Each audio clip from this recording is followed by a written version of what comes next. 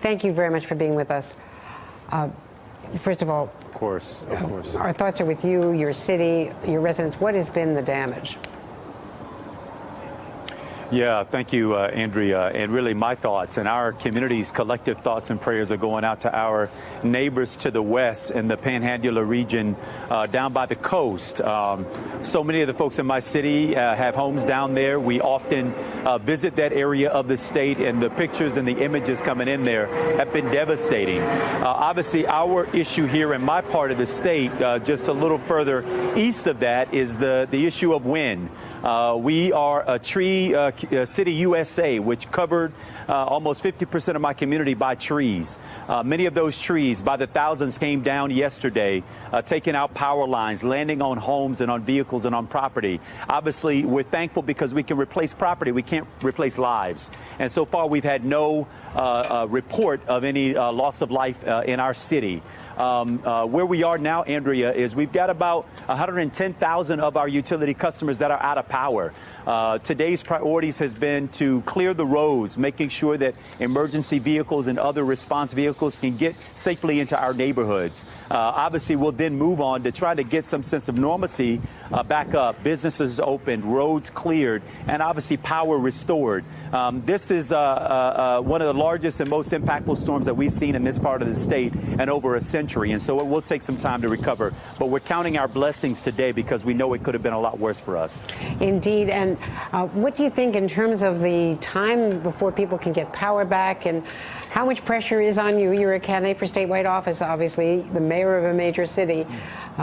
This is a test for you and for the emergency responders under your command.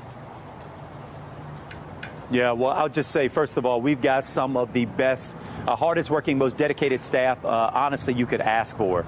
This building behind me has been littered with staff, over 30 agencies working together over the last several days since Sunday to get our community ready.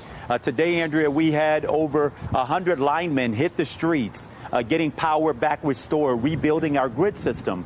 We're still taking some assessment of what the total impact will be and how long the restoration will take.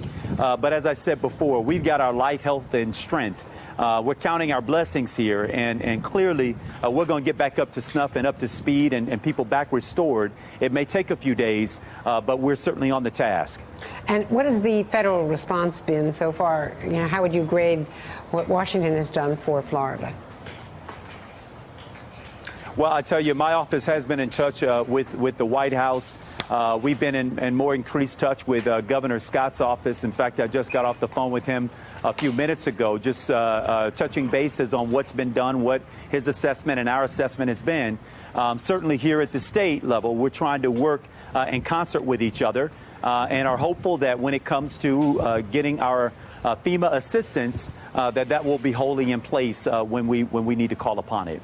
Does politics enter into this at all? I mean, here Rick Scott is running for Senate.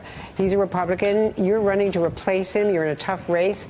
The Democrats are claiming that he has not extended the registration. Voter registration was interrupted, of course, by the storm. How are those issues addressed? Well, I'm in alignment with those who have petitioned for expanding and extending the voter registration period. But I will tell you, Andrea, during this difficult time, we're really most interested in trying to make our communities whole again. We are all doing everything that we can to get our communities up and restored, and ensuring that we're doing everything we can to work together. Our community is looking to us to frankly rise above partisanship at this time. We're certainly trying to do that in my case, and then I think in the case of the governor and Senator Nelson.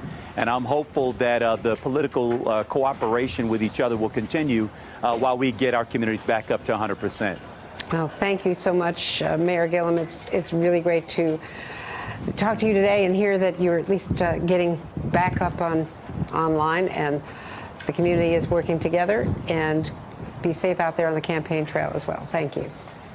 Hey there, I'm Chris Hayes from MSNBC. Thanks for watching MSNBC on YouTube. If you want to keep up to date with the videos we're putting out, you can click subscribe just below me, or click over on this list to see lots of other great videos.